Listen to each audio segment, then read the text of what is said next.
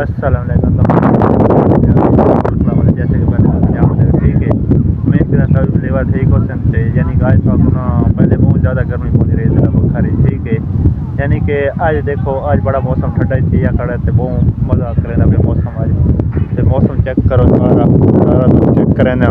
आधार खुला खड़ा है कि ठंडी ठंडी हवा खुले खड़ी है तो यानी कि आज बड़ा मज़ा था मौसम आज तो साल खाया आज ना थोड़ा रंडी पे फिर टुरे हूँ इस वजह तो मैं ना वीडियो शीडियो मैं तो पढ़ा देता हूँ तो नाल फिर टुरी जाती तो बंदा जो बंदा फिर टुर जाता वीडियो शीडियो पढ़ा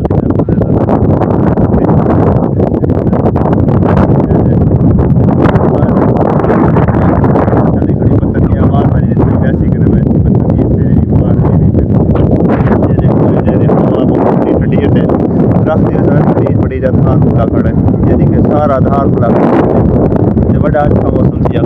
यानी कि सारा आधार है चैनल को टिकटॉक